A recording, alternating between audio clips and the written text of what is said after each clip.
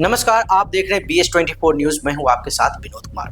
पड़ोसी मुल्क बांग्लादेश हिंसा की आग में सुलग रहा है। शेख हसीना के मुल्क छोड़ने के बाद अंतरिम सरकार बनाने की तैयारी हो रही है, लेकिन बांग्लादेश में भड़की हिंसा के पीछे क्या है कहानी?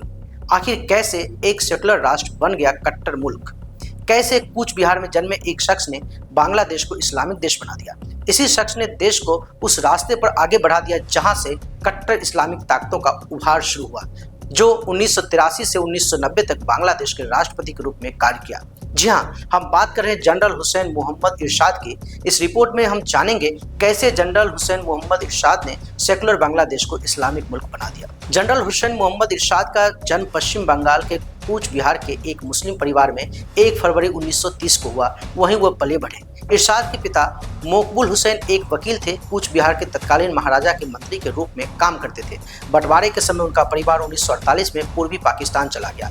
इरशाद को 1952 में कोहाट के ऑफिसर्स ट्रेनिंग स्कूल से पाकिस्तान सेना में कमीशन मिला। बांग्लादेश मुक्ति युद्ध की जब शुरुआत हुई तो इरशाद को पाकिस्तान सेना के अन्य बंगाली सेना अधिकारियों के साथ नजरबंद कर दिया गया। जब बांग्लादेश बना तो बांग्लादेश के राष्ट्रपति शेख मुजीबुर रहमान ने इरशाद को बांग्लादेश सेना का एडजुटेंट जनरल नियुक्त किया। 15 अगस्त 1975 को शेख मुजीबुर रहमान की हत्या कर दी गई और मेजर जनरल जियाउर रहमान तख्ता पलट दिया। उसके बाद रहमान ने 1975 में इरशाद को डिप्टी सेनाध्यक्ष नियुक्त कर दिया।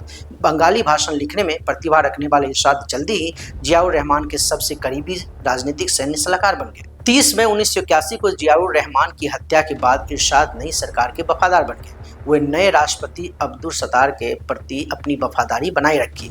जनरल इरशाद ने 24 मई 1982 को राष्ट्रपति अब्दुल सत्तार के खिलाफ तख्ता पलटकर सेना के प्रमुख के रूप में सत्ता पर कब्जा कर लिया। मार्शल लॉ लगाकर संविधान को निलंबित कर दिया और खुद को 1983 में राष्ट्रपति घोषित कर दिया। बाद में 1986 में विवादास्पद तरीके से बांग्लादेशी राष्ट्रपति चुनाव जीता।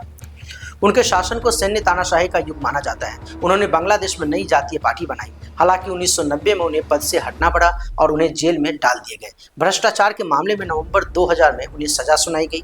ढाका में 4 महीने जेल में रहने के बाद 9 अप्रैल 2001 को जमानत पर रिहा हो गए। अब जानते हैं कैसे जनरल इरशाद ने सेकुलर बांग्लादेश को मुस्लिम राष्ट्र बना दिया।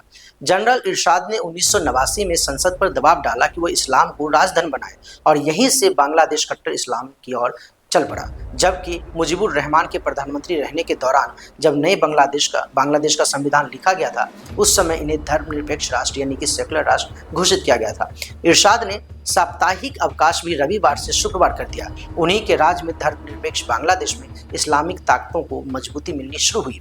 जमाते इस्लामी को फिर से जीवित किया। जमात वो पार्टी थी जिसने 1971 में बंगाली राष्ट्रवादियों के खिलाफ पाकिस्तान का समर्थन किया था। जब बांग्लादेश बन गया तो जमात के ज्यादातर नेता पाकिस्तान चले गए थे। वो सैन्य शासन के दौरान फिर से वापस आने लगे। इरशाद ने भी उन्हें खूब बढ़ावा दिया। इसके बाद बांग्लादेश में इस्लामी ताकतें मजबूत होती चली गई, जो अब साफ नजर भी आ रहा है। जमात को ISI की ओर से पूरा प्रश्रय मिलता है। कहा जा रहा है देश में शेख हसीना के खिलाफ माहौल बनाने के लिए ISI ने जमाते इस्लामी की पूरी मदद ली है और एक बार फिर से बांग्लादेश में तख्ता परिवर्तन हो गया है। फिलहाल अब तक के लिए इतना ही। तमाम तरह की खबरों के लिए बने रहें BS24 न्यूज के साथ। धन्यवाद।